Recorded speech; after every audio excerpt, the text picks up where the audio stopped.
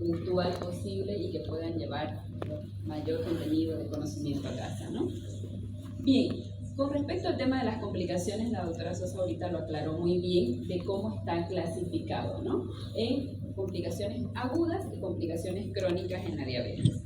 Las complicaciones agudas son la hipoglucemia, la cetoacidosis diabética y el estado hiperglucémico hiperosmolar. Luego las complicaciones crónicas son las macro y microvasculares. Ahora, en este tema, vamos a hacer énfasis en lo que son hipoglucemia, cetoacidosis diabética, la nefropatía, neuropatía y retinopatía. Bien, empezando por esta complicación aguda que es muy temida en la diabetes y sobre todo trae muchas consecuencias cuando no es bien manejada. Tenemos que entender que la hipoglucemia tiene síntomas que son neuroglucopénicos y los síntomas neurogénicos.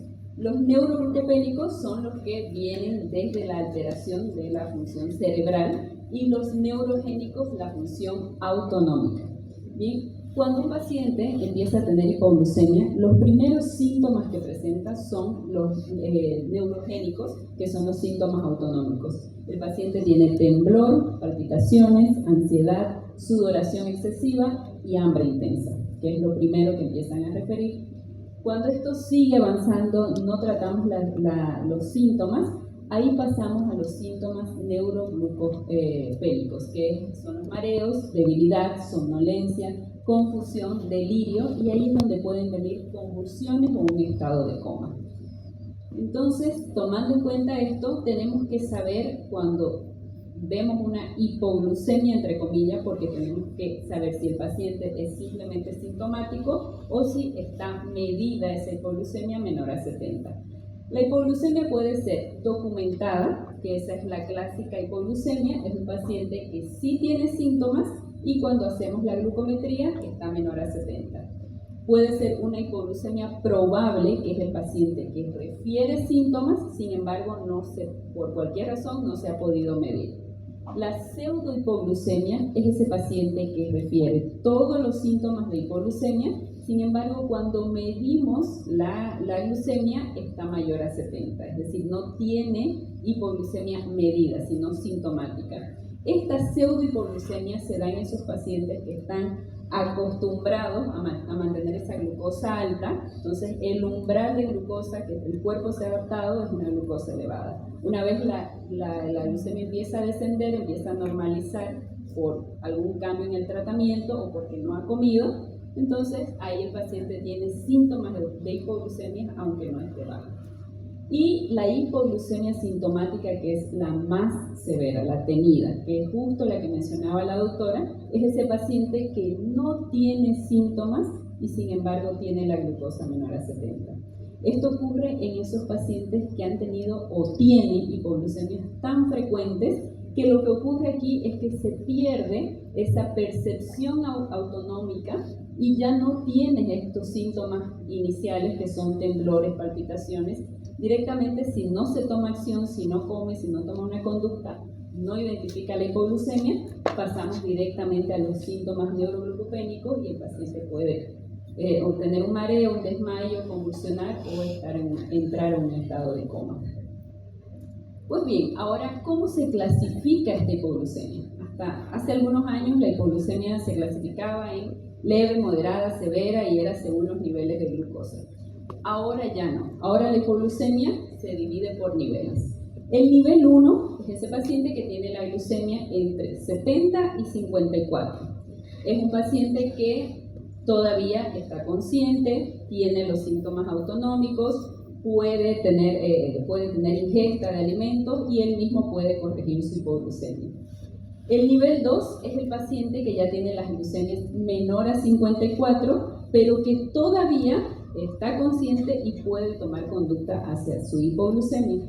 Y el nivel 3 ya es independiente del valor de glucosa. Puede estar en 70 como puede estar en 30, pero ya es un paciente que ya tiene alteración del estado de conciencia. Está en coma, está convulsionando, se ha desmayado. Es un paciente que inmediatamente necesita atención hospitalaria y no por vía oral. Ahora, ¿cuáles son las principales causas de las hipoglucemias? tanto en diabetes tipo 1 y tipo 2, la principal causa es la falta de ingesta de alimentos o que comieron muy poco, la ingesta insuficiente. Muchos pacientes están en tratamiento con las sulfonilureas, la insulina. Si no tienen sus comidas en horario, si no tienen unas porciones adecuadas en la alimentación, tienden a las hipoglucemias. Y esa es la principal causa de la hipoglucemia. Luego está el ejercicio físico o el sobreesfuerzo, que también puede provocar hipoglucemia. Error en el cálculo de la dosis de insulina, que es el tercer factor, lo que más vemos. Y también aquí entra la sobremedicación con antidiabéticos orales. Muchas veces vemos los adultos mayores que por algún estado de demencia o en la misma alteración de la memoria, entienden que no han tomado la medicación cuando ya la han tomado y toman doble. Entonces esa es otra causa de hipoglucemia que vemos. Y también aquí se toman en cuenta las situaciones de estrés que también afectan a este nivel. Ahora, ¿cómo podemos prevenir que nuestro paciente tenga las hipoglucemias a largo plazo? Esto es una pirámide y la base de la pirámide es la educación y empoderamiento. Si esto no hay, se cae toda la torre. Entonces, ese paciente que tiene el diagnóstico de diabetes, voy a iniciar un tratamiento, tengo que enseñarle cuáles son los síntomas de la hipoglucemia y qué va a hacer cuando tenga una hipoglucemia. Porque si el paciente no sabe corregirla, no sabe qué hacer, o vamos a tener una hiperglucemia de rebote porque no está corrigiendo bien, o vamos a hacer que esa hipoglucemia siga y se complique más la situación. El monitoreo frecuente. Ahora tenemos la gran herramienta que es el monitoreo continuo de glucosa, pacientes que ya no necesitan estar viviendo en un glucómetro, que nos monitorea las 24 horas del día y es muy útil para identificar hipoglucemias en la madrugada. O también los pacientes que se realizan las glucometrías, pero necesita saber que él tiene que estar viviendo, no estar a ciegas con su tratamiento. Tener objetivos individualizados, igual como nos mencionaba la doctora. No todo paciente tiene el mismo objetivo o meta de hemoglobina glicosilada. Hay pacientes que tenemos que ser mucho más flexibles, sobre todo si tienen hipoglucemias con frecuencia. Y el soporte profesional y continuo. Siempre un médico supervisando ese tratamiento, si hay hipoglucemia frecuente, cambiando las dosis o cambiando la medicación. Ahora, el manejo, que esto es, creo que lo más importante y vital que se debe aprender, porque el paciente detecta una hipoglucemia y se come dos pedazos de torta, 2 vasos de Coca-Cola, un pan y todo lo que encuentra, ¿no? Entonces, no es la idea, porque no es la idea que si estaba en 60, 70, se vaya a 300. Aquí lo que tenemos que identificar primero es si el paciente está consciente. Si un paciente está consciente, el manejo se hace por vía oral. Entonces, el paciente consciente debe consumir 15 a 20 gramos de hidratos de carbono de absorción rápida.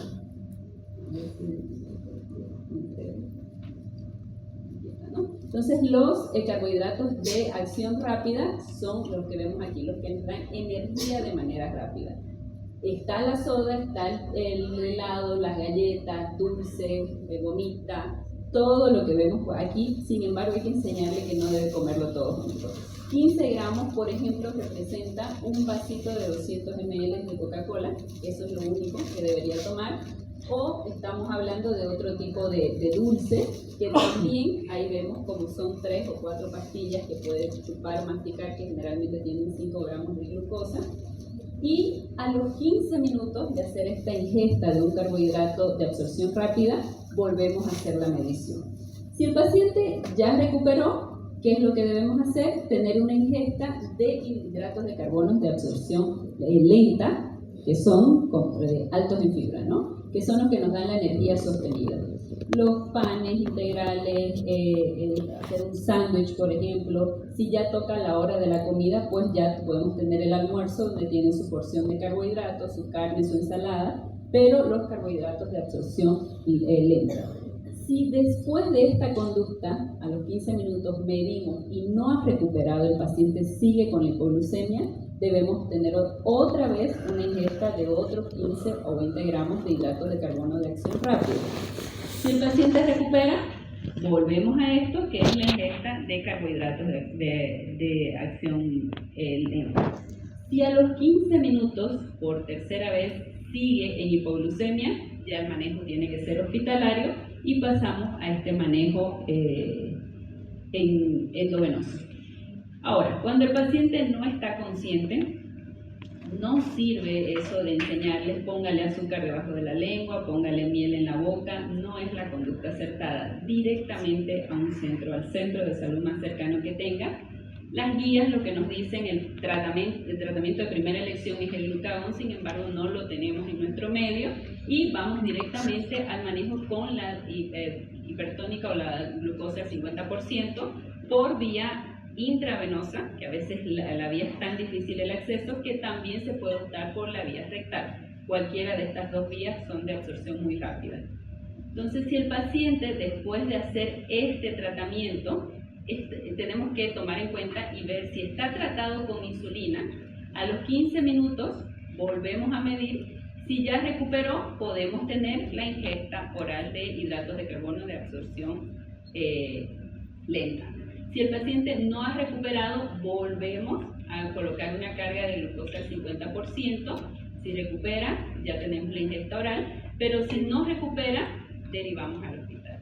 Si es un paciente que está en tratamiento con sulfonilurias, que como bien decía la doctora, la duración del medicamento es de 24 horas, si hay alguna alteración renal puede durar hasta 72 horas, lo ideal es la internación de ese paciente, hasta que la hipoglucemia esté totalmente resuelta y pase el efecto de la sulfoniluria del cuerpo. Ahora, ¿cuáles son las consecuencias de las hipoglucemias a repetición? Que eso es lo que debemos evitar en el paciente. Puede causar daños neurológicos, cardiovasculares, físicos y psicosociales. Entre lo neurológico hay un deterioro cognitivo muy rápido de ese paciente, puede también favorecer o acelerar la demencia. En la alteración física, el paciente tiene muchos mareos, tiene debilidades continuas, frecuentes, lo que aumenta el riesgo de caídas, fracturas y sobre todo en estos pacientes frágiles. El riesgo cardiovascular, realmente creo que es grande el número y uno no lo toma en cuenta, pero de pacientes que mueren de un infarto por una hipoglucemia, que presentan arritmias por la hipoglucemia, sobre todo en los pacientes con diabetes tipo 1, que debemos tomarlo en cuenta. Y también esa alteración psicosocial, ese paciente que no quiere salir de su casa por el miedo a la hipoglucemia, tiene miedo de subirse a un vehículo y con justa razón por las hipoglucemias, entonces esto lo aleja del círculo social, ¿no? Ahora, la cetoacidosis diabética, que esta es de las complicaciones por hiperglucémicas más comunes en la diabetes. Primero tenemos que entender qué es lo que sucede. Cuando hay hiperglucemia, tenemos poliuria, polidipsia, pérdida de peso, que eso es frecuente y continuo, y cuando el paciente no se hidrata bien, teniendo todos estos síntomas, empieza la depresión de volumen. Un paciente totalmente deshidratado, mucosas secas, taquicardia, que evoluciona de manera muy rápida. Que esto de aquí nos hace llevar primero nuevamente a los síntomas de la hiperglucemia y a la acidosis metabólica. Y los síntomas que tenemos por la acidosis metabólica son las náuseas, vómitos, el dolor abdominal y la respiración de Kussmaul, que es esa respiración rápida que notamos en el paciente. Ahora, ¿cuáles son los desencadenantes de la cetoacidosis diabética? La primera causa de cetoacidosis diabética son las infecciones. 30 a 40% de la cetoacidosis diabética se da por infecciones. ¿Y qué es lo que sucede? La infección causa hiperglucemia, descompensa al paciente que tiene diabetes y viene a este círculo vicioso. Otra causa es la diabetes de reciente aparición. Sobre todo en los niños con diabetes tipo 1 es lo que vemos, ¿no? Se enteran que tienen diabetes debutando con una cetoacidosis diabética. Y luego están fármacos, inhibidores de SGLT2, corticoides, y ahora también estamos viendo cetoacidosis diabética en pacientes en tratamiento con agonistas GLP-1, semaglutida, tirzepatida, porque pueden tener efectos colaterales, náuseas, vómitos, diarreas, cuando no son bien tratadas o cuando no se tratan desde que aparecen los efectos colaterales, el paciente se deshidrata y venimos al círculo vicioso.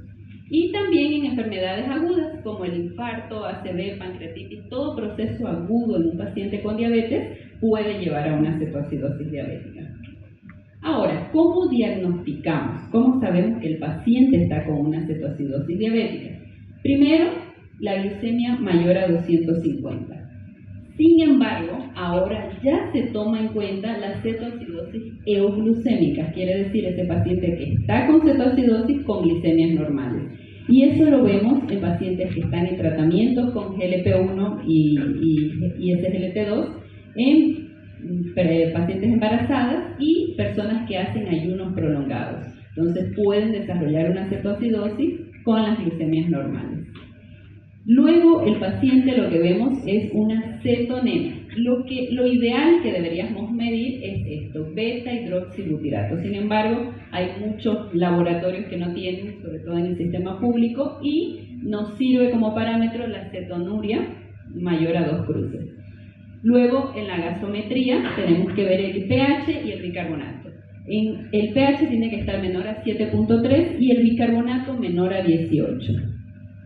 Pero para clasificar, clasificamos la cetoacidosis en leve, moderada y severa.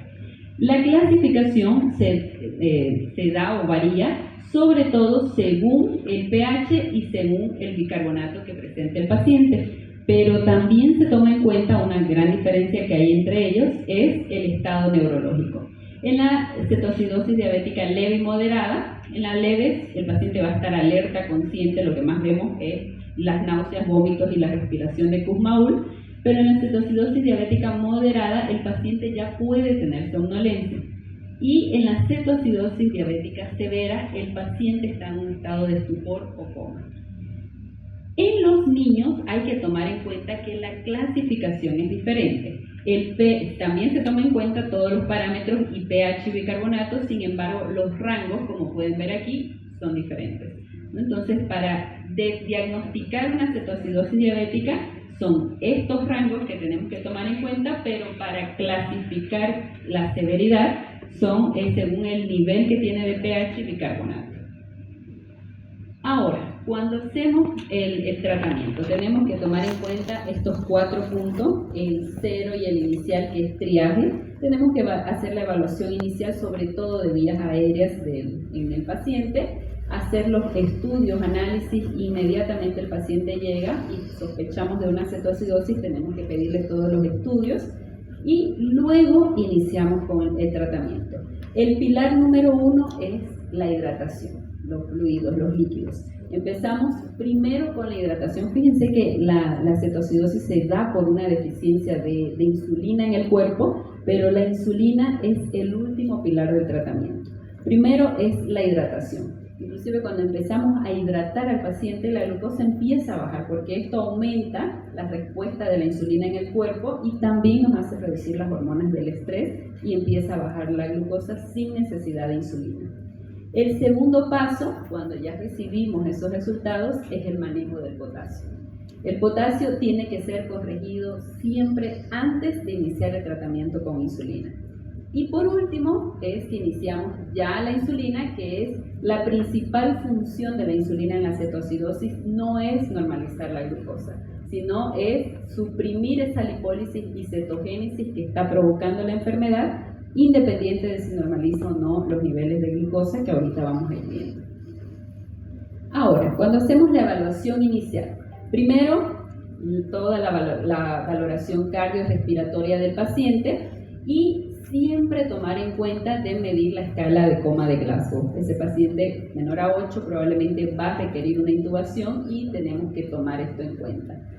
Como análisis iniciales, sospecho de una cetoacidosis diabética, esto es lo que tengo que pedir. La glucosa sérica, los electrolitos, que son sumamente importantes también para hacer el diagnóstico, el nitrógeno ureico, creatinina, fósforo, el pH venoso, siempre tratamos que sea venoso en este caso, el beta-hidroxibutirato o un examen de orina que nos pueda medir las cetonas y el electrocardiograma para descartar que si es una cetoacidosis no sea por algún cuadro cardíaco, sobre todo en personas adultas.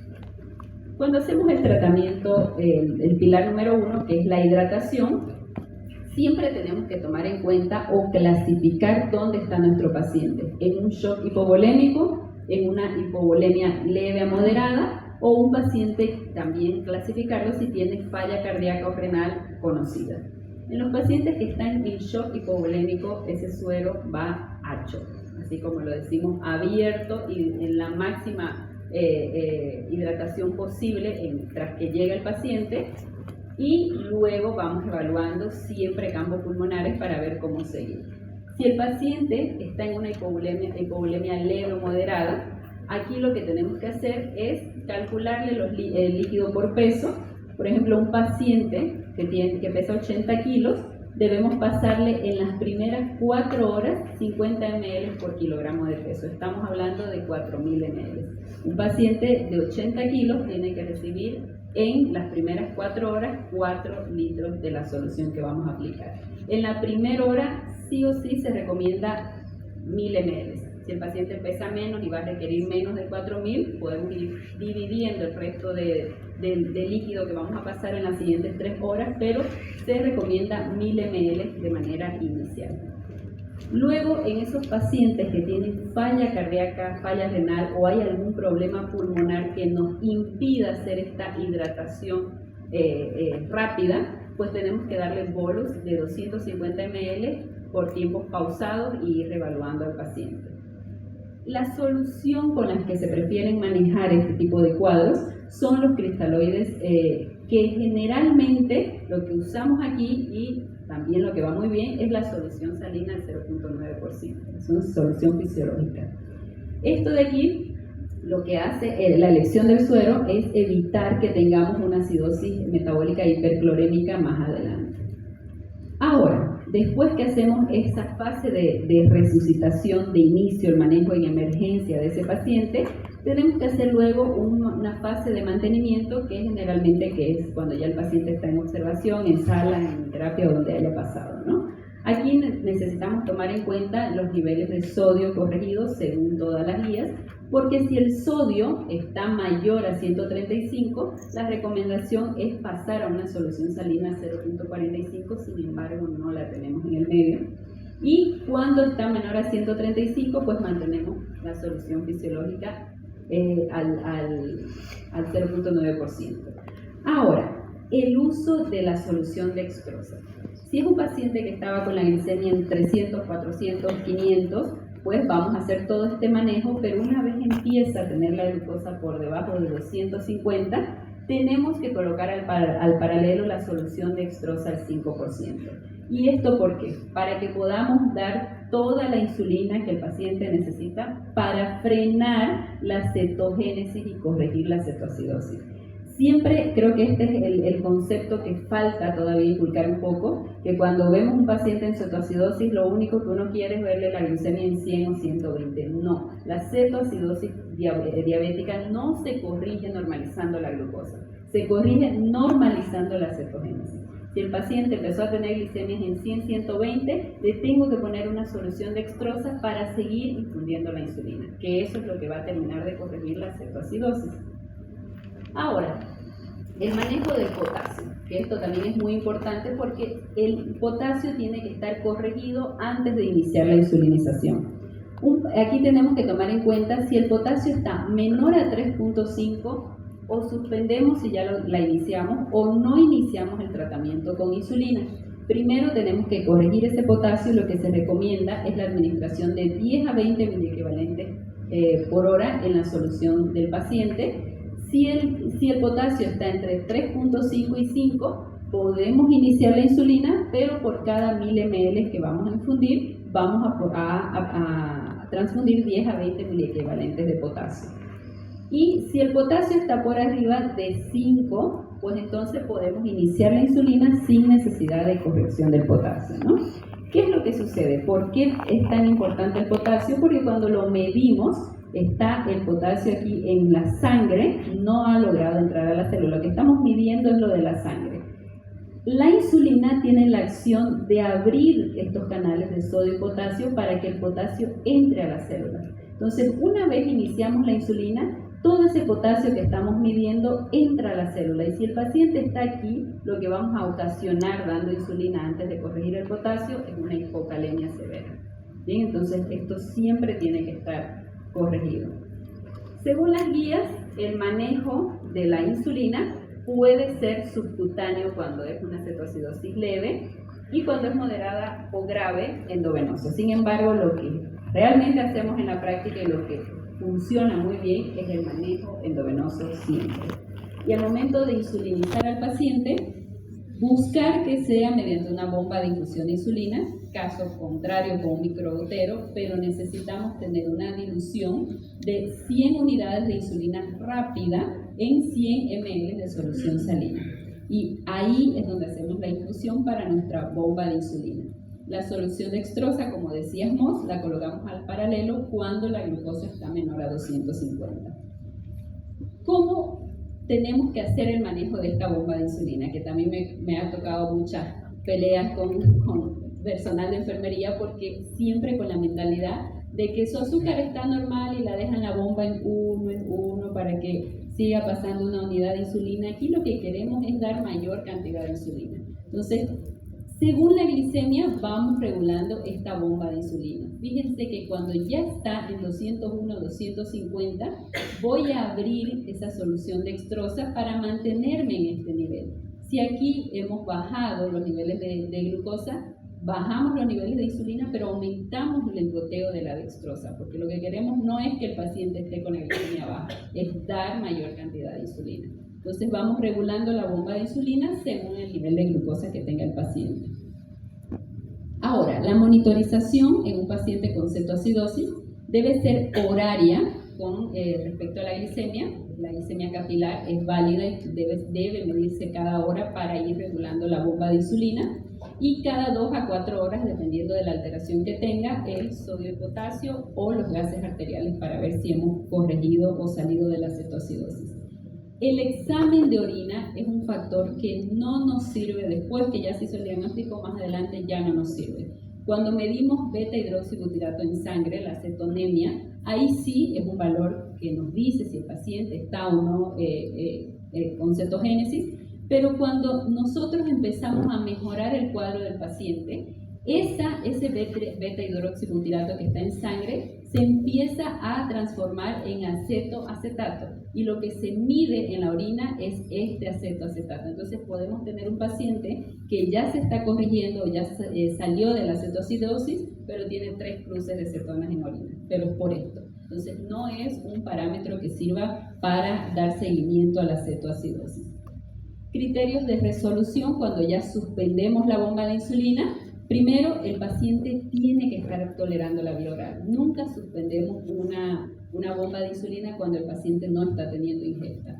Las glucemias, para ya quitar la bomba, ahí sí ya deben estar menor a 200, y tiene que cumplir con 2 o más de estos criterios.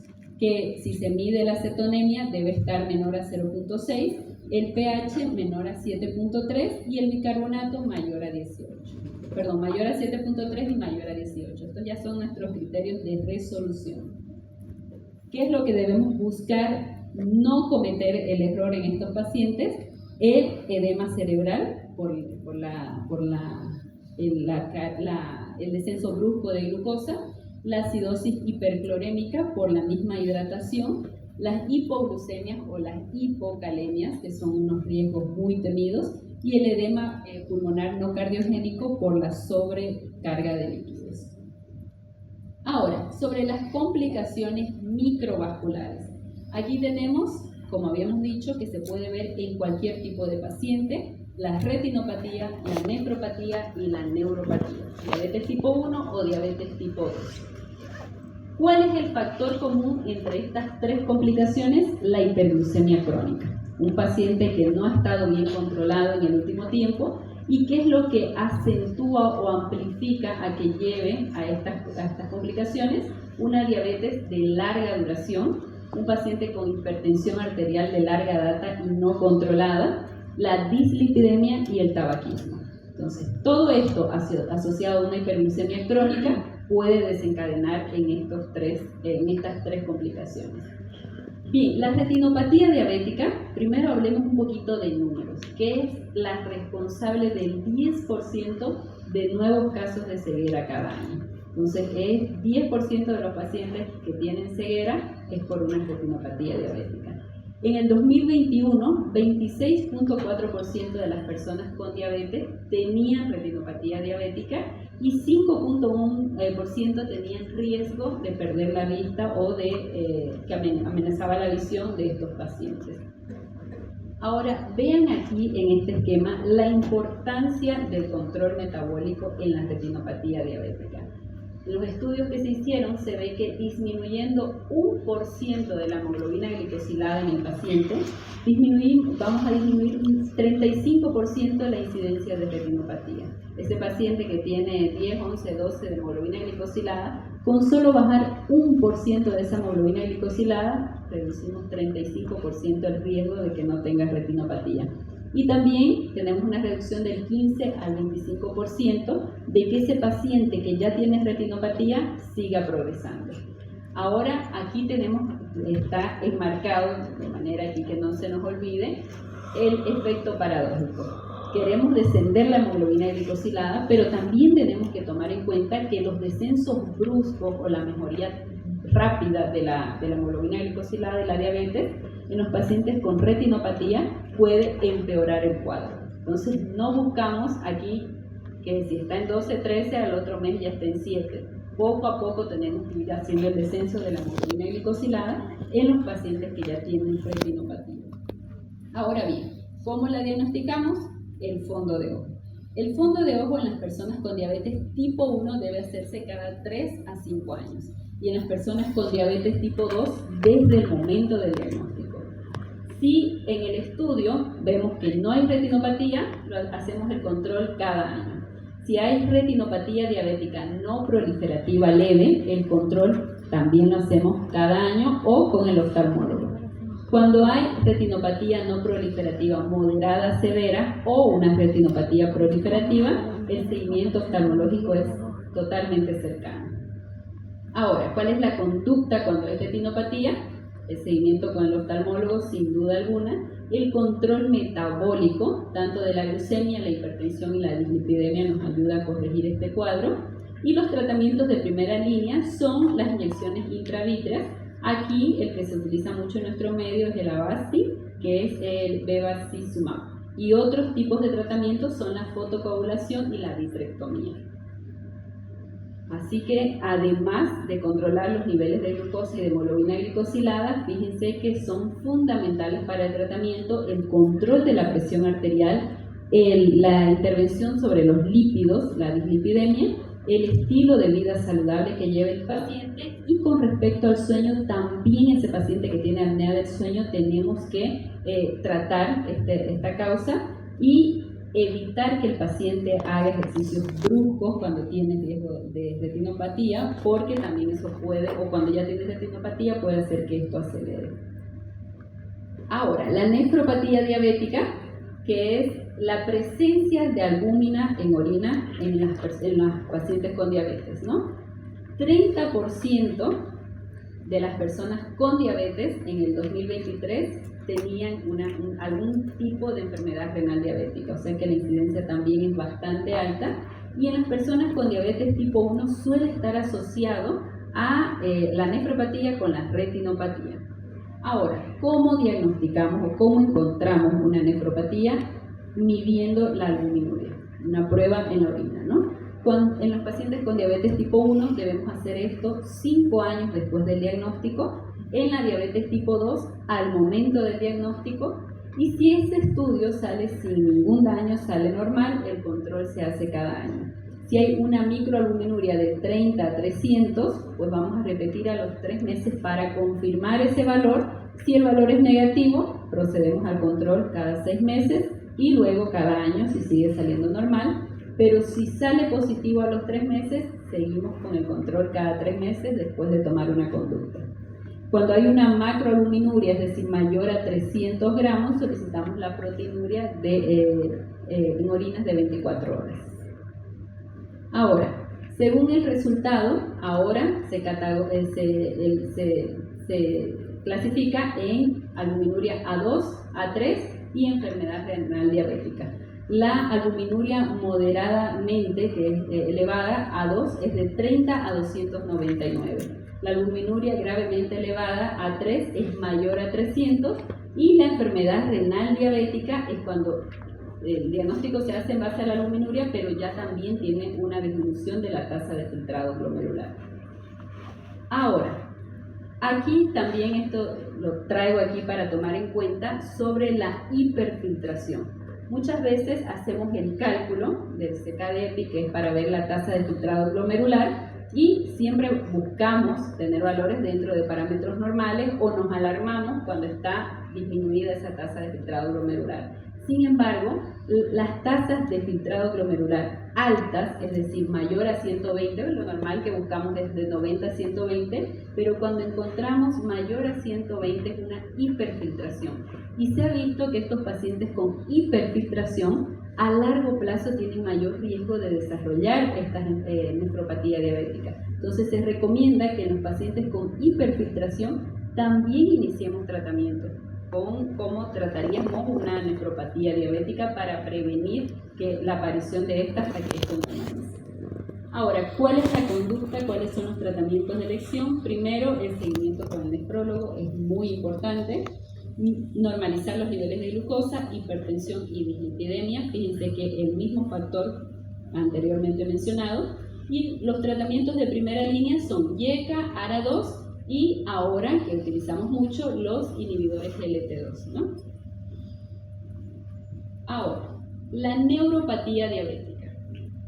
El 50% de las personas con diabetes a lo largo de su enfermedad pueden desarrollar neuropatía. Este es un número altísimo, fíjense, de cada 10, 5 personas con diabetes tienen neuropatía y es una de las complicaciones que más asusta al paciente porque empieza a afectarle en la calidad de vida.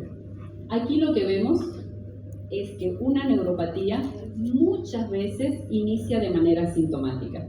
Hacemos la evaluación en el consultorio y vemos que el paciente ya tiene pérdida de la sensibilidad, sin embargo no tiene ninguno de estos síntomas. Conforme eso va avanzando, vienen y aparecen los síntomas. El hormigueo, ardor en la planta de los pies, dolor en las extremidades, calambres y el entumecimiento. El dolor, que a veces es lo que realmente los hace buscar ayuda, ellos los describen de una manera urente, eléctrico y profundo. Entonces, hay que tomar en cuenta de que no siempre empieza la neuropatía cuando empiezan los síntomas. Por eso es que siempre debemos hacer esta evaluación en el consultorio y tanto es que el diagnóstico de la neuropatía es netamente clínico, ¿no? Para evaluar la neuropatía lo que vemos es que hay una alteración de la vibración, hacemos también la percepción de la temperatura con el mismo martillo, de la sensibilidad y de los reflejos también de los tendones y la fuerza muscular. Estos estudios, que son la electromiografía sobre todo, que es lo que más vemos en nuestro medio y más solicitan sobre todo los neurólogos para diagnosticar la neuropatía, claro está que no es el estudio de primera elección para diagnosticar la neuropatía. En todas las guías vamos a ver que la neuropatía se diagnostica netamente clínica. La electromiografía sirve cuando tiene una presentación atípica, cuando yo estoy pensando que no es una neuropatía diabética, sino por otra causa y quiero descartar alguna patología adicional a la neuropatía diabética, entonces nos sirve para hacer un diagnóstico diferencial, no para diagnosticar neuropatía. El NervCheck Master, que este es un dispositivo que evalúa las fibras nerviosas, la función sensitiva, que es prácticamente lo mismo que haríamos aquí, simplemente que esto nos entrega un reporte que está medido con valores, nos da una escala de qué tan alterado está.